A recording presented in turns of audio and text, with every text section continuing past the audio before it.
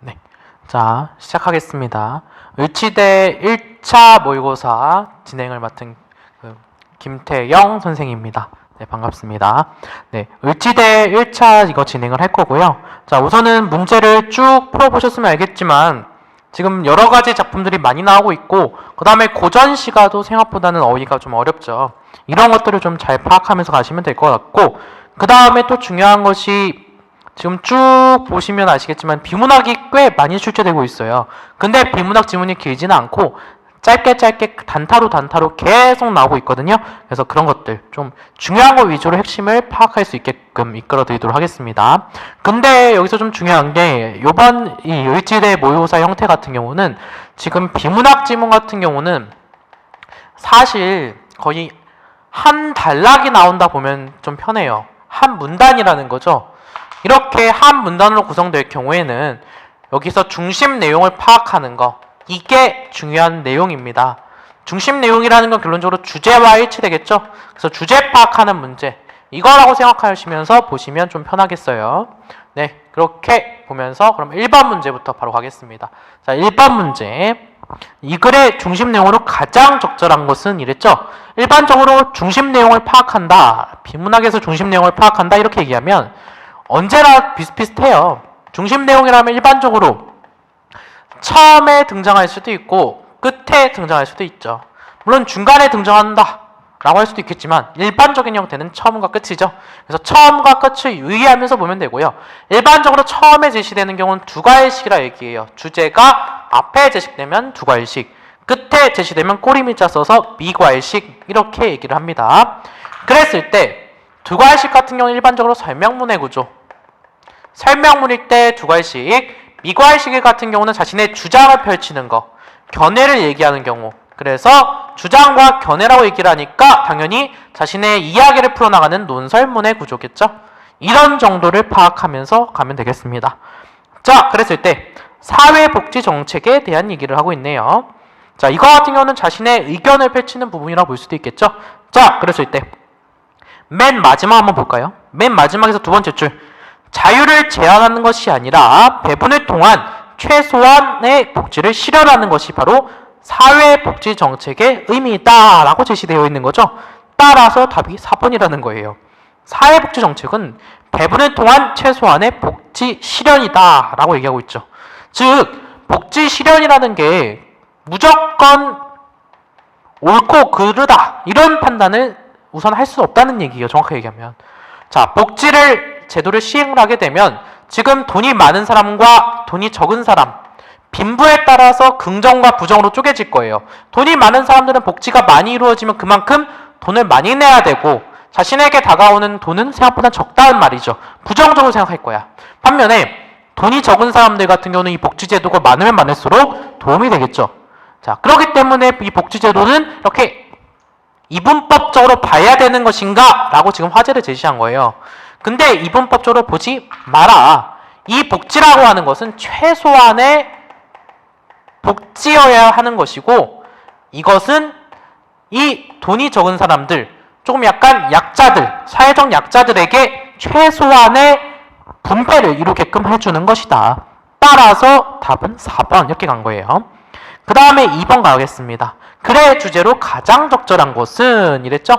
이거 같은 경우도 주변 사람들의 모습을 바라보면서 화자의 이 글을 쓴 사람의 의견을 제시하고 있는 글이에요. 자, 그랬을 때 자, 보면은 두 번째 줄, 우리가 일상 주변에 있는 사람들 가운데서도 위대한 영웅들을 찾아볼 수 있다 이렇게 제시했죠. 위대한 영웅이라는 소재를 제시했구나. 위대한 영웅. 자, 위대한 영웅이라고 얘기를 했고 이 위대한 영웅들이 어떤 인물들이 있는가 체크해 볼게요. 자, 위대한 영웅은 부모님이 될 수도 있고 이웃집 사람이 될 수도 있고 선생님이 될 수도 있다. 그들은 우리가 본받을 만한 훌륭한 모범을 조용히 보여주고 있는 것이다. 일상생활 속에서 우리의 모범을 보여주고 있는 인물들, 그걸 제시한 거죠. 그래서 답은 3번. 일상적 삶 속의 진정한 영웅들 이렇게 잡을 수 있겠네요. 지금 그래서 첫 번째 줄, 그 다음에 중간, 그 다음에 끝 이렇게 본 겁니다. 처음, 중간, 끝 이렇게만 본 거예요. 다 본 건 아니고 중요한 거 위주로 딱딱 봤죠. 그죠? 그 다음에 3번. 자, 3번 같은 경우 완전한 문장이 아닌 것은 이랬죠. 이거 같은 경우 좀 조심해야 될 것이 올바른 문장의 맥락이 있는 거네요. 올바른 문장. 자, 올바른 문장을 판단하는 방법. 자, 우선은 먼저 첫 번째, 주어와 서술어의 호응이에요. 주술 호응이라고 얘기하죠. 주어와 서술어가 서로 호응이 잘 이루어지고 있는가. 뭐뭐라는 이유는 뭐뭐라는 것 때문이다. 이런 식으로 호응이 잘 이루어지고 있는가. 이것 판단하는 게 첫 번째. 그 다음 두 번째는 수식이에요. 수식. 올바르게 수식이 이루어지고 있는가. 예쁜 미니의 친구 이럴 때 해볼게요. 예쁜 미니의 친구 이랬으면 미니가 예쁜 거야? 도대체 미니의 친구가 예쁜 거야? 뭐하죠? 이런 것들 수식 표현 이런 게 두 번째. 그 다음 세 번째 같은 경우는 불필요한 피동과 사동 표현 이런 거 잡을 수 있겠네요. 불필요하게 되어진다 이런 식으로 이중 피동을 사용하면 안 된다는 얘기예요. 불필요하게 피동 사동 표현을 사용하지 마라. 이중 피동 이런 것들 사용하지 마라. 이런 것들이 일반적인 올바른 문장에서 걸러질 수 있는 문제들입니다. 이랬을 때 이중피동이라는 개념만 좀 가보면 이중피동이라는 건 피동은 당하는 개념이었죠. 당하는 거. 그 다음 사동은 시키는 거였어요. 이랬을 때 당하는 개념 같은 경우는 우리가 많이 언어 생활 속에서 사용하지 않아요. 자, 봐봐요. 돼. 이거 같은 경우가 이미 피동 접사예요. 피동 표현으로 쓰인다는 거죠. 뭐뭐하게 돼버린 거야. 당하는 개념. 이런 거. 여기에 지금 어지다 이렇게 붙어버렸어요. 어지다 이러면은 지금 하게 되다 어지다 이런 식으로 피어지다 이런 식으로 당하는 개념이 두 번 사용됐기 때문에 이중 피동이 나타난 거예요. 중복됐다고요. 두 번이나 피동이. 이러면 불필요한 피동이기 때문에 사용하면 안 된다. 그걸 얘기하는 것들 나오는 겁니다. 그랬을 때 3번 같은 경우 답은 2번. 자동차에 고양이와 사과를 실었다 이랬어요. 고양이가 근데 사물은 아니죠. 실을 순 없죠. 태워야죠. 그죠? 그래서 주어와 서술어 고양이를 태우다 이랬을 때 이건 주어는 아니고 목적어죠. 목적어. 고양이를 태웠다. 이렇게 호응이 이루어질 수 있어야 된다는 얘기죠. 그래서 답이 2번. 그 다음 4번 문제 가겠습니다. 발음이 잘못된 것은 이랬죠? 이거 발음이 잘못된 것 이거 판단 좀 잘 해볼게요. 자, 발음이라고 하는 건 표준 발음법과 관련된 얘기고 일반적으로 우리가 겹자음의 발음을 좀 어려워해요. 일반적으로. 자음이 겹겹이 쌓여 있는 거. 리을 비읍, 리을 시읒, 리을 티읒, 리을 비읍 이런 것들 발음 굉장히 어려워하는데 좀 꼼꼼히 한번 봅시다. 자, 밟고 이랬어요. 밟다. 자, 일반적으로 이걸 좀 알아두면 좋아요. 리을 비읍, 리을 시읒, 리을 티읒이 있다 해봐요. 이건 원칙상 리을로 가는 게 원칙이에요. 리을이 원칙이다. 이렇게 체크해놓으면 편할 거예요. 자, 리을이 원칙이라는 말은 무슨 말이냐면 리을 비읍이 발음이 겹받침이 종성에 나타날 경우 종성이라는 건 끝소리죠. 끝소리에 나타나는 경우 자, 한번 해볼까요? 종 이랬을 때 지읒 같은 경우는 제일 첫 소리죠. 초성 그 다음엔 중간에 있죠. 중성 얘는 끝에 있죠. 종성 초주 종성 초종 종성의 흐름에 있는 것이 바로 우리나라 언어의 음절 구조였어요. 이랬을 때 끝소리에 겹자음이 나타나는 경우 리을 비읍이 나타나는 경우 리을 대표적인 예가 넓다 이거였어요. 발음해 보면 넓다 이렇게 되죠. 리을 비읍이 리을이 되는 거 이거 같은 경우가 일반적인 발음이었다. 그 다음에 리을 시읒 같은 경우는 일반적으로 이런 걸 보면 되겠죠.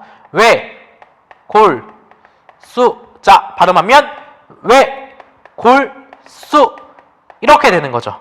리을 시읒이 지금 리을이 됐죠? 맞죠? 그러면서 된소리 되기도 쓰였네요. 된소리 되기는 꾸, 뚜, 뻐, 써, 쪼 이렇게 5가지였죠? 소리가 되졌어. 된소리라 얘기 안 됐죠? 자, 된소리 소리가 진해졌다는 뜻이에요. 된장 할 때 된이 진하다는 뜻이에요. 진한장이라는 뜻이야. 그래서 소리가 되졌어요. 진해졌어요. 이게 된소리다 라고 얘기했고 된소리는 일반적으로 교체 현상 속에 있습니다. 교체 현상이라고 얘기했는데 교체 현상이라고 얘기하는 이유는 뭐냐면 자, 잘 보세요. 자음 같은 경우는 일반적으로 우리가 이렇게 얘기해요. 기역부터 히읗까지를 자음이라 얘기하고 여기에 꾸, 뚜, 뻐, 써, 쪼 이렇게 된 소리까지를 하나의 자음으로 인정을 해요. 하나의 자음이라는 건 하나의 우문으로 인정한다는 얘기예요. 우문이라는 개념 기억나나? 모르겠네요. 자, 우문이라는 것은 일반적으로 3가지였죠. 자음, 그 다음 모음, 그 다음에 소리 이런 것들이었다. 소리라는 건 소리의 길고 짧음 이런 거였죠. 이런 것들. 그 중에 하나에 포함되는 것이 자음의 맥락이었고, 의문의 개수는 그래서 기역, 히읗 이거 각각 한 개씩으로 쳤고, 꾸뚜 빠서쪼 라인도 하나씩으로 쳤어요. 기역, 기역 두 개가 합쳐진 게 아니란 얘기예요. 이렇게. 그래서 교체로 봤었다 라고 얘기했었죠. 이런 것들 체크. 자, 그러고 보겠습니다. 그래서 외골수 이거 같은 경우도 리을로 발음되면 된다는 얘기예요. 그 다음에 리을 티읕 같은 경우는 여기에 있는 예문을 보자면 훌따 볼게요. 훌따. 자, 훌따 이랬어요. 훌따. 자, 훌따 발음하면 그래요. 훌 맞아요. 근데 발음이 따가 돼야죠. 따. 훌따. 우리가 훌다 이러진 않잖아요. 훌다. 이상하죠? 훌따로 가야지. 그래서 리을 티읕이 리을이 됐네. 아, 우선은 이거 같은 경우는 티읕이 탈락했다고 볼 수 있겠죠? 지금 탈락이라고 얘기했어요. 지금 아까 된 소리 같은 경우는 교체라고 얘기했는데 리을 티읕 같은 경우는 리을과 티읕 자음 두 개가 겹겹이 쌓여있다. 그래서 우리는 겹자음이라 얘기 안 됐죠? 그걸 파악을 잘 해놔야 돼요. 겹자음이에요. 겹자음. 그렇기 때문에 티읕이 탈락했다 본 겁니다. 그래서 리을 티읕이 티읕이 되는 거, 리을이 되는 거 이건 탈락이고, 그리고 디귿이 쌍디귿이 되는 것은 아까 얘기했듯이 교체라고요. 쌍디귿이 하나의 우문이라고, 일우문이라고. 그래서 교체로 갔습니다. 그래서 훌따가 돼야 된다는 점에서 답이 3번. 그 다음에 밥구는 예외사항이에요. 이게 조심해야 돼요. 예외사항이 있어요. 원래 리을 비읍은 리을로 발음한 게 원칙인데 밥, 따 이게 있다고 쳐볼게요. 이걸 발따 이러진 않잖아요. 밥따라고 하죠. 예외사항이에요. 예외사항. 그래서 밥따 이렇게 가는 거. 이거 같은 경우도 근데 리을 비읍이 비읍이 됐으니까 탈락 볼 수 있겠죠? 리을 탈락. 리을 탈락으로 갔고, 디귿이 쌍디귿이 됐네? 이거 된 소리 되기 교체로 볼 수 있겠죠? 이렇게 잡았습니다. 그 다음에 식용유 한번 볼까요? 식용유. 식용유 같은 경우도 잘 봐야 돼요. 이거 시험에 잘 나오거든요. 이런 거. 자, 식용유 이랬을 때, 자, 식용유 같은 경우 발음해보면 시, 경, 뉴로 갔어요. 뉴. 이랬을 때 기억이 이 이응으로 올라간 건 알겠어. 시경이 되는 건 알겠어. 근데 여기에 갑자기 왜 니은이 들어가는 거지? 이걸 뭐라고 했어요? 우리가 이응이 니은이 됐네? 교체 아니라고 했었죠. 니은 첨가라고 얘기 안 됐죠. 첨가. 첨가된 거예요. 첨가. 그 이유는 뭐냐면 우리가 유 이렇게 얘기했어요. 유 이랬을 때 이 이응 같은 경우, 이 이응 같은 경우는 우리가 의문으로 인정하지 않는다고 돼 있었죠. 왜냐면 이 유라고 하는 건 사실 이 유라는 이 모음을 지금 여기에 빈자리가 있으면 애매모호하니까 빈자리를 채워준 이응이에요. 즉 얘는 음가가 없는 이응, 음의 소리가 없는 이응. 그래서 의문이 아니다 이렇게 잡았었어요. 일반적으로 이응이라고 얘기하면 두 가지로 쪼갰죠. 초성과 종성으로. 자, 초성과 종성이 있을 때 초성인 경우는 일반적으로 의문이 아니라고 얘기했었고 종성인 경우에만 의문이라고 얘기를 해요. 그래서 영 이런 게 있다고 치면, 자, 이 이응 같은 경우는 그러면은 음가가 있다 없다? 예, 없다고요. 반면 이 이응 같은 경우 음가가 있다. 즉 이응이라고 하는 건 무조건 종성만 음가가 있는 것이다. 파악하면 쉽겠죠. 따라서 지금 식용유 이랬어요. 이랬을 때 유 같은 경우, 이 이응 같은 경우는 의문이 아니라고 얘기했잖아요. 그렇기 때문에 이응이 니은이 된 게 아니라 이 빈자리에 니은이 첨가됐구나 이렇게 잡을 수 있다. 이렇게 체크해두면 되는 거예요. 자, 그럼 넘어갈게요. 자, 이 정도 보면 될 것 같고, 자, 다음 5번. 5번 같은 경우는 좀 유치할 수 있죠. 몇 일이냐 며칠이냐. 몇 일이란 말 없어요. 며칠이에요. 며칠. 그 다음에 채와 채는 구분을 좀 할 수 있어요. 자, 채와 채 같은 경우는 어떻게 구분하는 거냐면, 보세요. 채 같은 경우는 뭐뭐 한 척하다 라는 거예요. 잘난 척하다 이럴 때 쓰는 게 채고요. 그 다음에 이 채 같은 경우는 상황의 지속일 때 쓰는 거예요. 상황의 지속. 아메리카노를 든 채 학교에 갔다 이랬다 해봐요. 그럼 상황의 지속이죠. 아메리카노를 들고 있는 채 학교에 가고 있는 상황인 거예요. 상황의 지속이 이 채고, 그 다음에 이 채 같은 경우는 척이에요. 척. 뭐하는 척하다, 뭐하는 채하다. 그래서 보면은 영희를 만나기 위해 아이스크림을 든 채 영희가 다니는 학교 앞에서 영희를 기다렸다. 이거는 상황의 지속이죠. 뭐뭐한 척하는 게 아니잖아. 아이스크림 든 척하는 게 아니잖아요. 그죠? 그래서 뭐뭐인 채 기다리고 있다. 상황의 지속을 뜻한다. 그래서 답이 이 채다라는 거죠. 그래서 답이 1번이에요. 자, 그렇게 가면 되겠고, 그 다음에 6번 가겠습니다. 6번. 자, 6번 문제 같은 경우는 고사성어 문제죠. 이거는 사실 지문에 답이 다 있어요. 꼼꼼히 읽어보세요. 자, 한번 볼까요? 말을 타고 달린대요. 그러면서 산을 바라본다는 뜻으로 대강 훑어보며 지나침을 비유한 한자성어이다. 말을 탔어요. 달려요. 산을 봐요. 답이 2번이죠. 주마간산. 달릴 주, 말마, 볼간, 그 다음에 매산. 이렇게 되겠죠. 바로 그냥 한자 그대로예요. 그 뜻 그대로 해석되어 있죠. 그래서 답이 2번 주마간산이다. 그냥 말 그대로 겉핥기식으로, 수박 겉핥기식으로 훑어보는 것, 빨리빨리 훑어보는 것, 대강 보는 것, 이걸 주마간산이라고 얘기를 하죠. 그렇게 체크하고 넘어갔습니다. 그 다음에 7번. 제시된 서술어의 가장 적합한 낱말은 감다, 자르다, 치다, 올리다. 이거는 각각 대입해보는 게 편해요. 대입해볼까요? 머리를 감다, 머리를 자르다, 머리를 치다, 머리를 올리다. 머리를 치다 같은 경우는 머리를 진짜 친 걸 테고, 머리를 올리는 건 이렇게 올리는 거겠죠, 머리를? 이런 거, 다 되겠는데? 다 바로 1번 나오겠죠. 이렇게 파악하는 겁니다. 집어넣어 보면 돼요. 가슴을 감다. 바로 안 되죠. 눈을 감다. 이건 되겠어. 눈을 진짜 떴다가 감는 거니까. 눈을 잘라요. 위험하네요. 그 다음, 떡이 아니라 멱을 감다. 멱을 자르다. 멱을 감다까지는 오케이. 멱을 자르다? 그것도 아니죠. 그래서 답이 바로 1번 같네요. 그 다음에 8번. 8번 문제 보면은 문맥적 의미네요. 문맥적 의미. 미용실에서는 과일을 많이 쓴다. 이건 뭐예요? 사용하다의 의미죠. 지금 쓰다의 의미를 쪼개보는 겁니다. 쓰다가 지금 사용하다라는 의미로 사용됐어요. 이것과 일치하는지 안 하는지를 한번 파악해 볼게요. 우선. 그랬을 때 2번. 컴퓨터는 자판과 마우스가 자주 사용된다. 되네요. 학교 의자의 재료로 나무가 사용되었다. 되네요. 맞네요. 4번. 커피를 마시기 위해 돈을 사용하였다. 이랬을 때 사용하였다는 약간 미묘해요. 왜냐면 일반적으로 우리 돈을 사용한다라고 얘기하지 않고 소비한다라고 얘기하죠. 쓴다. 이거 같은 경우는 우리가 그래서 소비하다라는 다른 용어로 대칭될 수 있겠네요. 그래서 답이 4번이다. 갈 수 있는 거네요. 소비하는 맥락이니까 넘어가고요. 그 다음에 9번 띄어쓰기죠. 띄어쓰기는 참 많이 헷갈려 하더라고요. 꼼꼼히 좀 봅시다. 자, 일반적으로 이걸 많이 헷갈려해요. 만큼의 의미. 이 만큼 같은 경우는 두 가지로 쪼개져요. 의존명사로서의 만큼과 그 다음에 보조사로서의 만큼이 있거든요. 의존명사라는 건 의존적으로 사용된다는 얘기예요. 의존적으로 사용되는 명사야. 즉 의미가 어느 정도 있는 거죠. 하나의 단어로 인정하는 경우였어요. 하나의 단어로 인정하는 경우. 보조사는 우선은 조사도 단어긴 단어예요. 근데 중요한 건 붙여 쓰는 단어였죠.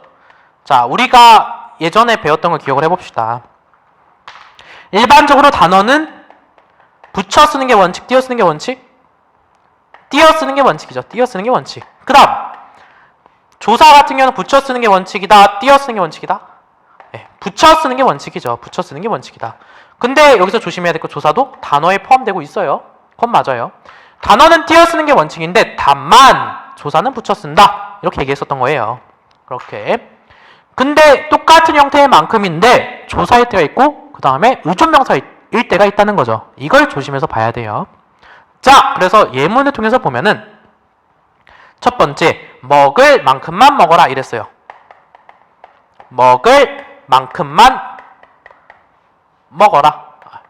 여기서부터는 먹을 만큼만 먹어라.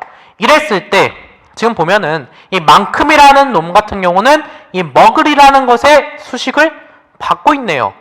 만큼만 먹어라. 말 안 되죠. 의존적으로 사용되고 있어요. 의존적으로 사용되고 있는데 그러면서 앞에 수식을 받아. 먹을 만큼만 먹어라. 이렇게 수식을 받고 있죠. 이런 경우 수식을 받으면서 의존적인 기능을 하는 경우 이런 경우를 우리가 의존명사라고 얘기하고 그래서 띄어 쓴 거예요.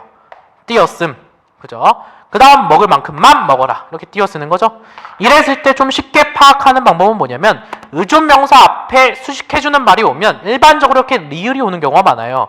리을이라든지 니은이라든지 아니면 는, 던 이런 것들이 오는 경우가 많거든요. 이런 걸 뭐라 하냐면 관형사형 어미라 그래요. 관형사의 형태로 바꿔주는 어미라고 얘기하는 거죠. 이랬을 때 관형사형 어미, 이거 같은 경우 관형사의 뜻을 좀 알아두면은 이 만큼이 왜 앞에 수식하는 말이 오는지를 알 수 있을 거예요. 관형이다 라고 하는 건 뜻은 뭐냐면 갓관자, 형은 형태 형자예요. 형태에 갓을 씌웠어. 형태라는 건 물질이죠. 물질이라고 하는 것은 당연히 어떤 몸체를 구성하고 있을 거야. 체연이겠죠, 그러니까. 몸체를 이루는 언어, 체연. 체연에 우리가 세 가지 있다고 얘기를 해요. 뭐가 있냐면 명사, 대명사, 수사. 자, 명대, 수 이렇게 얘기하죠. 명사, 대명사, 수사. 이름을 갖는 거. 이름을 갖는 건 다 명사죠. 의자, 컴퓨터, 책상, 시계 다 명사예요. 대명사는 명사를 대신해서 사용해 주는 거, 가리키는 거죠. 이그저, 이거, 그거, 저거 이런 거였고, 수사는 수를 나타내 주는 거. 하나, 둘, 셋, 넷, 첫째, 둘째, 셋째 이런 거였어요. 그래서 이런 거에 해당한다. 자, 그래서 리을, 니은, 는, 던 이런 걸 통해서 명사를 꾸며주는 것, 체언을 꾸며주는 것. 체언에다 갓을 씌워주는 게 바로 꾸며준다는 얘기잖아요. 수식해주는 것. 이것을 관형사의 맥락이라고 얘기하는 겁니다. 그래서 명사는 원래 관형사의 수식을 받는데 중요한 것은 의존명사는 수식을 안 받으면 아예 혼자 사용될 수가 없다는 거. 그래서 의존적이다, 혼자 사용할 수 없다 해서 의존명사라고 얘기하는 거예요. 의존명사는 그래서 앞에 꼭 관형어가 온다, 꾸며주는 말이 온다는 거. 이거 체크하면서 보면 됩니다. 그럼 그거와 유사하게 한번 볼게요. 자, 나도 너만큼은 할 수 있다. 나도 너 정도는 할 수 있어. 얘의 맥락이에요. 너만큼은 할 수 있다. 이거 띄어 쓰는 거. 자, 한번 띄워볼까요? 자, 한번 스스로 한번 해보세요. 자, 차근차근히 한번 보면은 나도 여기서 띄워야겠죠. 그 다음 너만큼은 이랬어요. 너가 만큼을 수식해주나? 너만큼은 이랬을 때 이 만큼 같은 경우는 수식해주지 않아요. 이 만큼이 이 너라는 말을 보조해주고 있죠. 보조사예요, 보조사. 근데 이거 수식해주는지 안 해주는지 좀 헷갈려요. 이러면 뭐 보라고요? 리을, 니은, 는, 던 이런 게 나오면 의존명사인 경우가 많다고 얘기했었죠. 근데 이건 리을, 니은, 는, 던 이런 게 나오지 않잖아요. 그리고 꾸며주지 않죠. 그렇기 때문에 보조사의 맥락에 있구나 알 수 있고, 나도 너만큼은 이랬죠. 여기까지는 띄었어요. 그 다음에 할 수 있다 이랬는데 하다에 수가 왔어요. 그리고 이 할이 수를 꾸며주고 있네. 이 수는 그죠, 의존명사라고 볼 수 있겠죠. 할 수 있다 이랬죠. 이게 꾸며주는지 안 꾸며주는지 헷갈리면 리을, 니은, 는, 던 보라 했는데 리을 있죠. 그러면 의존명사네. 띄어. 의존명사는 단어이기 때문에 다 띄어. 그래서 나도 너만큼은 할 수 있다 하고 끝내면 되는 거예요. 이렇게 띄어쓰기 한번 봤습니다. 이거 잊어먹으면 안 돼요. 자, 그렇게 갖고, 그래서 답이 보면은 1번이었다. 먹을 띄고 만큼만 띄고 먹어라. 이렇게 가는 거죠. 나머진 다 맞아요. 자, 여기서 2번만 보면은 네 띄고, 동생은 띄고, 15 띄고, 살이다 이랬죠. 15 숫자 두 개는 원래 붙이는 게 원칙이에요. 이렇게 되어 있는 경우 숫자는 만 단위로 띱니다. 만 단위로 17,549 이랬으면 1만 띄고 7,549 같이 붙이는 거예요. 그리고 지금 15살이다 이랬을 때 15살이다 이랬죠. 15 띄고 살이다 이랬어요. 그 이유는 뭐냐면 15이 살을 꾸며준다고 본 거예요. 그럼 이 살이다 같은 경우 이 살은 의존명사겠죠. 의존명사. 근데 중요한 게 뭐냐면 단위를 드러내주는 의존명사다. 단위를 드러내주는 경우는 띄어 쓴다. 의존명사다. 파악해두면 편하겠죠. 단위를 드러내면 띄우면 된다고 생각하면 돼요. 자, 그리고 넘어가서 10번 갈게요. 처용과. 이거 해석 자체가 좀 어려웠을 거예요. 해석을 쭉 해줄게요. 그러면 좀 쉽게 갈 거예요. 자, 해석해보면은 자, 10번. 설 밝은 달에 밤 늦게까지 놀다가 들어가 자리 보니 다리가 넷이더라. 둘은 내 것인데 둘은 누구의 것인가? 본래 내 다리였다마는 이미 빼앗긴 걸 어쩌하겠는가? 라는 뜻이에요. 어렵죠. 그죠? 해석이 어렵죠. 자, 근데 이건 워낙에 유명한 작품이라서 이 정도 해석은 할 수 있어야 돼요. 유명한 작품이잖아요. 그죠? 그래서 처형과 같은 경우는 뭐냐면 아내가 지금 혼자 방에 있었는데 갑자기 처형이라는 처형이 방에 들어가 보니까 아내만 있을 줄 알았는데 보니까 역신이 지금 몰래 들어온 거죠. 이 역신이라는 건 일반적으로 이렇게 얘기해요. 남자 이렇게 얘기할 수도 있고, 그러니까 다른 남자 이렇게 얘기할 수도 있고, 혹은 역병 이렇게 얘기할 수도 있어요. 역병. 그래서 이 두 가지로 해석이 가능하다는 거 우선 알아두고 보면은 10번 답은 3번. 동일한 어구 반복. 둘은 내의 어구, 둘은 니의 언고. 반복되고 있죠. 동일한 어구가 반복되고 있고 이것을 통해서 운율이 형성된다. 맞는 얘기. 그 다음 11번 문제 같은 경우 좀 유치해요. 니은 보면은 다리가 넷이다 이랬어요. 다리가 넷인 게 아니라 사람이 넷이다 이래버렸죠. 지금. 그렇기 때문에 틀린 거예요. 다리가 넷이라고요. 다리가 넷이란 뜻은 무슨 말이냐면 아내의 다리, 그 다음 역신의 다리, 이렇게 두 가지, 이렇게 다리가 네 개라고요. 그 얘기예요. 넘어가고. 그 다음에 12번부터 13번 누가 하늘을 보았다 하는가 이거 볼게요. 자, 이거 같은 경우도 신동엽 작품이죠. 신동엽 작품 같은 경우는 이것도 유명하지만 껍데기는 가라 엄청 유명하죠. 껍데기는 가라, 껍데기는 가라. 알맹이만 남고 껍데기는 가라. 자, 껍데기 같은 경우는 허리, 그 다음에 허리허식, 위선 이런 것들로 포함됐었고, 알맹이는 진짜 배기, 현실, 꿈 이런 것들로 다 해석될 수 있었죠. 뭐 그런 것 작품을 썼던 작가예요. 신동엽은. 한번 쭉 볼게요. 푸른 하늘에 닿을 듯이 세월에 불타고 우뚝 남아서서 차라리 봄도 꽃피지 말아라. 차라리, 자, 의지를 드러내고 있죠. 차라리 봄도 꽃피지 말아라. 이런 현실이라고 한다면, 자, 세월에 불탔대요. 세월에 불탔다는 건 시간의 흐름을 나타내고 있고 지금 고통의 현실 이런 걸 지칭한다 볼 수 있겠죠. A와 B는 서로 성격이 다르네요. 벌써부터. 그리고 낡은 거미집 휘두르고 끝없는 꿈길에 혼자 설레이는 마음은 아예 뉘우침이 아니라, 자, 아예 뉘우침이 아니다. 그런 것들은 신경을 쓸 필요도 없다. 어떤 의지를 드러내는 형태네요. 이것도. 그 다음 검은 그림자 쓸쓸하면 마침내 호수 속 깊이 거꾸러져 차마 바람도 흔들지 못하겠다. 나의 의지를 보여주는 거죠. 절대 어떤 바람도 시련도 나를 흔들릴 수는 없느니라. 지조와 절개를 보여주기도 한다. 라는 걸 볼 수 있겠죠. 자, 그래서 답은 1번. 12번 답은 1번이에요. 시련, 어떤 세월의 흐름 이런 것들 다 연결시킬 수 있겠죠. 그래서 12번에 1번. 그 다음에 13번 기억에 설레이는에 대한 설명으로 적절한 것 이랬죠. 지금 이 화자 같은 경우는 이상과 현실이 있어요. 그랬을 때 현실에 순응하는 삶을 살아가려고 하지 않아요. 현실에 순응하지 않고 이 이상을 추구하고 있죠. 그래서 어떻게 얘기하고 있냐면 차라리 봄도 꽃피지 말아라. 왜 이 이상의 현실이 아니라면, 이런 모습이 보이고 있기 때문에 이상과 현실 사이에서 지금 갈등을 일으키고 있고 이상을 추구하고 있는 화자다. 혹은 대결하고 있는 화자다. 볼 수 있겠죠. 그래서 답은 3번이다. 현실과 이상 사이의 괴리에서 오는 어떤 갈등이 드러나고 있다는 거죠. 그 다음 14번 문제 가겠습니다. 장마죠, 장마. 이거 같은 경우도 좀 잘 봐야겠네요. 장마. 이 장마 같은 작품 같은 경우 다시 한번 이거 정리해 보면은, 자, 이거 윤은길의 작품이죠. 자, 윤은길의 작품 장마. 자, 이 윤은길의 작품 장마 같은 경우는 이 장마라는 이 공간적 배경 혹은 시간적 배경 설정도 좀 잘 봐야 돼요. 이거 좀 구체적으로 보고 쭉 이어갈게요. 자, 장마라고 하는 것은 지금 뭔가 막혀있는 상황인 거죠.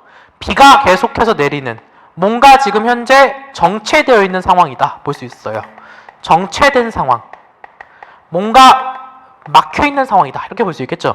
이랬을 때 이 장마의 배경이 되는 게 뭐냐면 전쟁과 관련된 배경이에요. 전쟁 소설, 전쟁을 바탕으로 한 소설이다. 근데 여기서 중요한 것은 장마라고 하는 것은 개인적 비극, 이것을 제시해요. 개인적 비극을 근데 사회적 차원에서 연결시킬 거예요. 즉 무슨 말이냐면 이런 개인적 비극이 일어난 원인은 뭐냐면 사회적 문제 때문이다. 사회적 부조리 때문이고 사회적 현실 때문이다 라고 지적을 하는 거예요. 그러면서 중요한 것은 사회의 부조리, 현실만 적나라하게 보여주는 것이 아니라 그 속에서 희망에 대해서도 노래한 작품이다. 이렇게 잡으면 되겠습니다. 그래서 윤은계 작품을 보면은 일반적으로 할머니가 먼저 등장을 하고요. 그 다음 외할머니가 등장을 해요. 할머니, 외할머니. 이랬을 때 할머니는 북한군 아들을 뒀어요. 북한군 아들. 북한군 아들을 뒀고 그 다음 외할머니는 남한군 아들을 뒀어요. 딱 봐도 남북 분단 이걸 테마로 가져온 거죠. 6.25 전쟁 그것을 사회적 차원에서 다뤘고 그랬을 때 이것을 개인적 비극 그것으로 연결시켜서 이야기하고 있는 겁니다. 그랬을 때 지금 구렁이가 드러나고 있는 장면 이것의 맥락을 좀 연결시켜 줄게요. 아마 맥락을 잘 모를 것 같아서 맥락을 보면 좀 쉬울 겁니다. 이게 자 보세요. 자 할머니는 북한군 아들을 뒀댔죠. 자 이랬을 때 외할머니랑 할머니는 서로 지금 싸웠어요. 한번 뭐 때문에 싸웠었냐면 외할머니가 남한군 아들을 뒀는데 남한군 아들이 전사했음이 전보로 날라와요. 처음에 전사했다는 건 죽었다는 거죠. 죽어버린 거야. 그러니까 외할머니가 어떻게 됐냐면 화가 엄청나게 나버린 거예요. 그래서 저주를 퍼부어요. 내 아들을 죽인 이 북한군들은 다 죽어버려라. 이렇게 저주를 퍼부어린 거예요. 그러니까 이제 할머니가 노발레발 하시는 거죠. 내 아들 죽으라는 얘기냐 하면서 외할머니랑 서로 갈등을 일으켰고 서로 싸우는 관계를 형성하게 됩니다. 그렇게 되니까 이제 외할머니와 할머니는 서로 소통이 안 이루어지고 있겠죠. 그런 와중에 어느 날 할머니가 우연히 길을 지나가다가 무당을 만나요. 무당을 만났는데 이 무당이 얘기하기로 당신의 아들이 몇 날에 어느 날에 돌아올 것이다 라고 제시를 해줘요. 그러니까 이제 할머니가 믿는 거예요. 오, 우리 아들이 돌아온다고? 세상에나 반가워라. 그래서 기뻐서 잔치 준비를 해요. 잔치 준비. 아들이 올 것을 기대하면서 잔치 준비를 하는데 아무리 그날 계속 기다려도 오질 않아. 그런 상황 속에서 갑자기 구렁이가 출현한 거예요. 그 장면. 그랬을 때 외할머니의 반응 이게 중요하죠. 외할머니가 사람들을 다 치워버려요. 저리 안 가! 이러면서 승질 내시죠. 그러면서 이 구렁이를 어떻게 하냐면 이 구렁이를 지금 달래주는 장면이 나와요. 그랬을 때 이 구렁이를 달래고 있는 외할머니의 모습을 본 할머니는 경악을 하시면서 기절을 하시죠. 즉 뭐야? 이 구렁이가 누구일까요? 누구? 얘가 누구야? 그죠? 얘죠, 얘. 북한군. 북한군 아들의 아마 현신일 것이다. 분신일 것이다. 이렇게 추측될 수 있는 거죠. 그러니까 할머니가 기절하신 거죠. 그러니까 이제 외할머니가 이 한이 가득한 구렁이, 이 북한군 아들의 분신한테 지금 계속 달래주면서 어서 저승으로 다시 가시게. 이 세상에서 한을 가지고 살아가지 말고 한을 푸시게. 이런 식으로 달래주시죠. 그래서 한을 풀고 이렇게 결국은 저승으로 가게 되는 그래서 이 구렁이가 기어서 다른 곳으로 이동하게 되는 장면들이 나오거든요. 이런 걸 통해서 한이 풀리는 장면들이 나오고 그래서 외할머니가 남한군의 아들을 키웠고 북한군을 저주했지만 이 북한군 아들이 이렇게 죽어서 왔을 때 북한군을 다독인다. 즉 그러면서 할머니가 이 북한군 아들, 이 구렁이를 잘 달래준 데에 대한 고마움을 표현하게 되고 고마움을 표현하면서 서로 이제 다시 화해를 하게 돼요. 화해. 마치 남과 북의 화해를 연결시키는 듯한 느낌이 들죠. 즉 무슨 말이냐면 이 작품 같은 경우는 화해가 모티브예요. 화해가.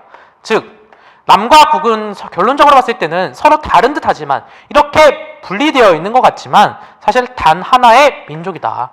하나의 민족이기 때문에 단 하나의 민족이기 때문에 절대 흩어져서는 안 된다. 서로 화해를 하고 서로 이렇게 보듬을 수 있는 그런 동질감을 갖고 있는 사람들이다. 그렇기 때문에 언젠가는 이렇게 장마, 이 분단의 현실도 끝나갈 것이다 라는 미래에 대한 희망을 노래한 작품이었어요.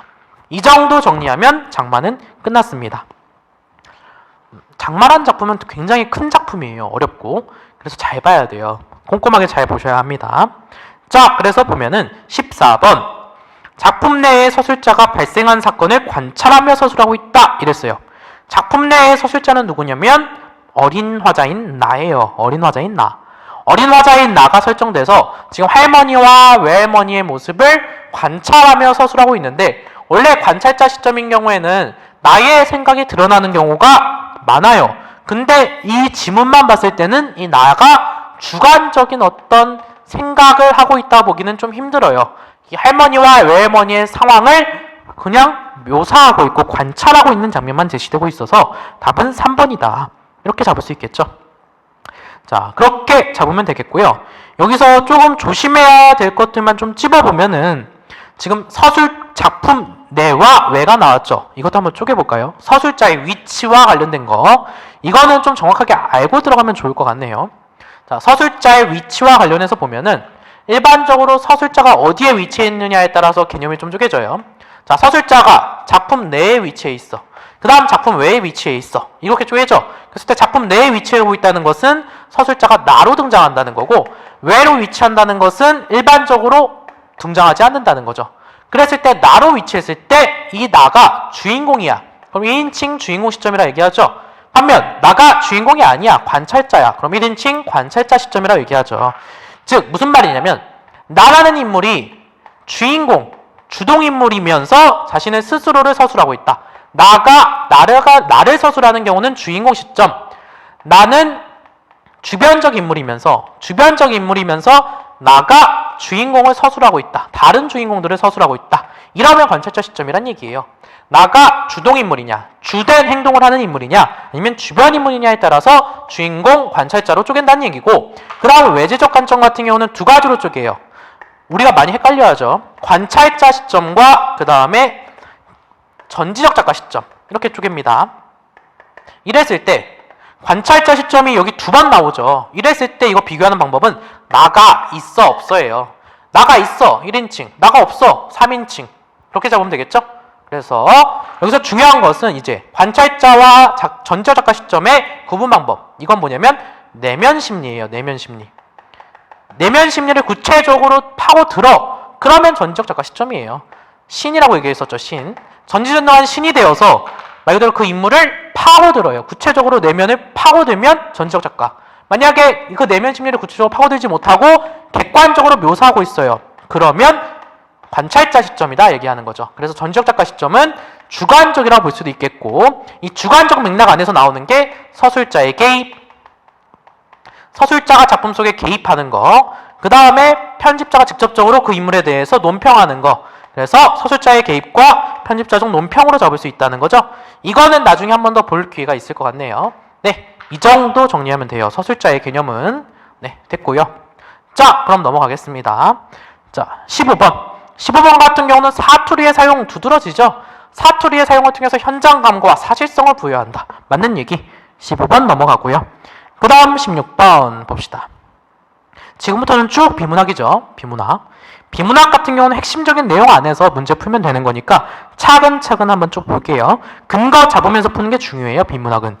근거를 정확하게 잡으면 틀릴 일이 없다는 얘기예요. 그걸 중심으로 한번 보겠습니다. 자, 그래서 보면은 16번 이 글의 중심 내용으로 가장 적절한 것은 이랬죠. 두 번째 문단 볼게요. 독일의 한 신문은 나이가 들수록 더욱 행복해진다라는 제목으로 다음과 같은 논거를 편 적이 있다. 이랬어요. 볼까요? 자, 나이가 들수록 더 행복해진다. 이랬어요. 나이가 들면 행복해진다? 이것 자체부터가 약간 주관적이네요. 근데 그죠? 나이가 든다고 무조건 행복한가? 그거는 사실 모르는 문제죠. 그죠?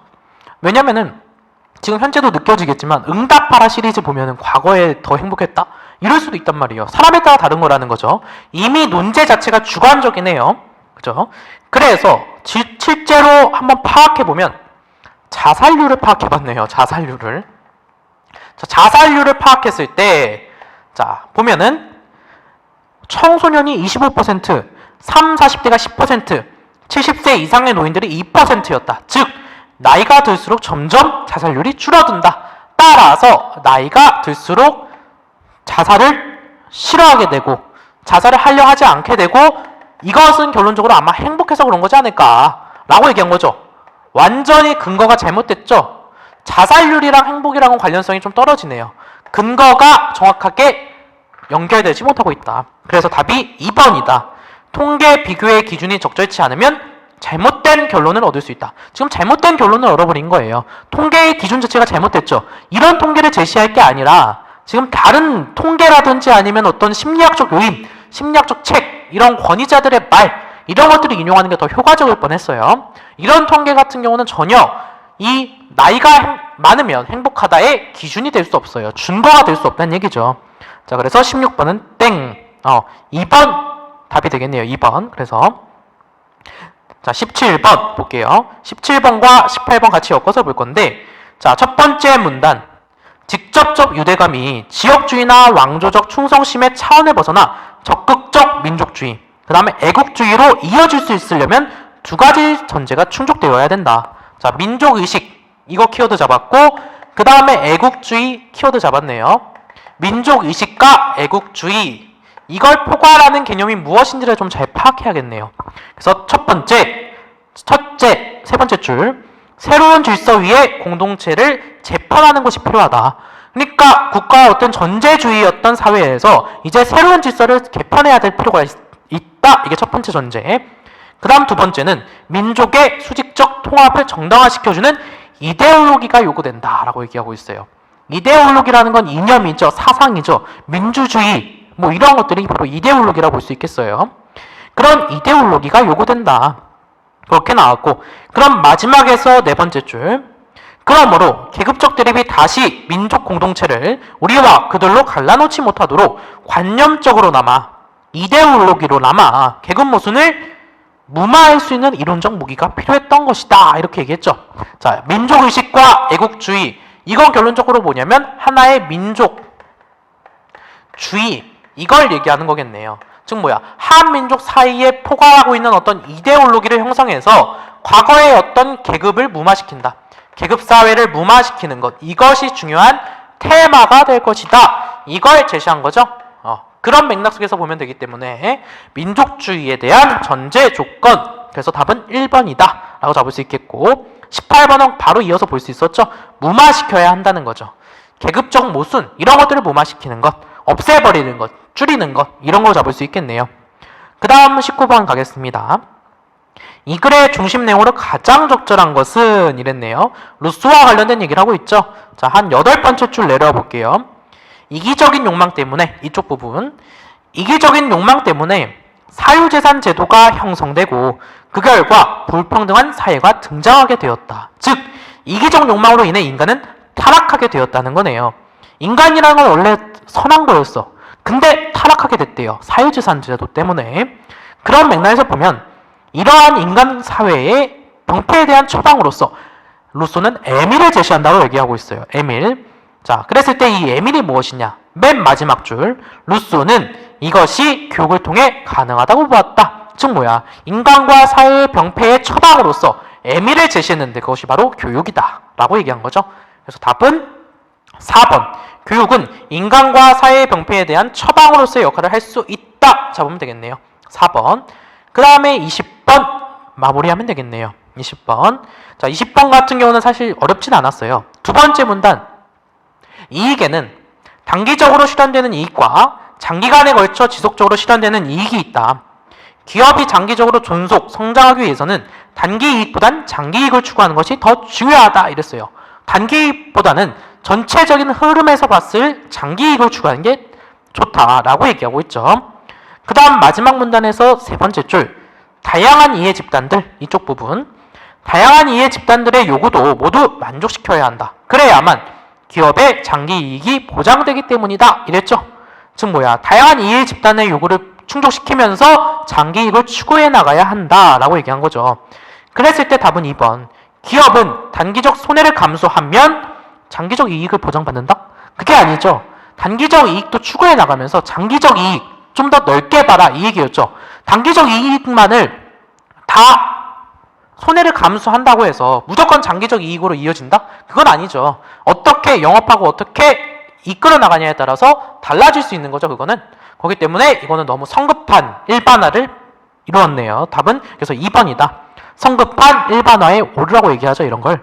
단기적 손해를 감수하면서 단기적 손해를 감수하면 장기적 이익을 보상받는다. 말이 안 된다는 얘기죠. 이게 어떻게 인과관계가 형성될 수 있겠어요? 그죠? 둘 다 잡을 수 있어야 된다. 이게 테마네요. 네, 그렇게 보면 될 것 같고요. 그래서 1차 모의고사는 끝났고 지금 보시면 아시겠지만 문법 이런 파트 같은 경우도 개념을 정확하게 알아두셔야 문제를 쉽게 풀 수 있습니다. 그러니까 개념 정확하게 알아두시고요. 그 다음에 문제에 적용하는 방법 그런 것들도 좀 연습을 많이 해두시면 문법은 좀 잘 정리될 것 같고 그 다음 문학, 비문학 같은 경우 문학 같은 경우 고전시가 대표적인 작품은 다 알아두세요. 해석할 수 있을 정도로 차용가 짧잖아요. 제망매가 짧죠. 이런 작품 정도는 정확하게 해석할 수 있어야 문제 푸는데 어려움이 없을 겁니다. 그 다음에 소설 같은 경우도 웬만한 작품들은 거의 대부분이 대표적 작품들로 출제될 거예요. 그렇기 때문에 대표적 작품 위주로 줄거리 정도는 미리미리 좀 학습할 수 있으시면 좋겠습니다. 네, 됐고요. 그러면은 1차 모의고사는 마무리하고 2차 모의고사 진행하도록 하겠습니다. 네, 고생하셨습니다.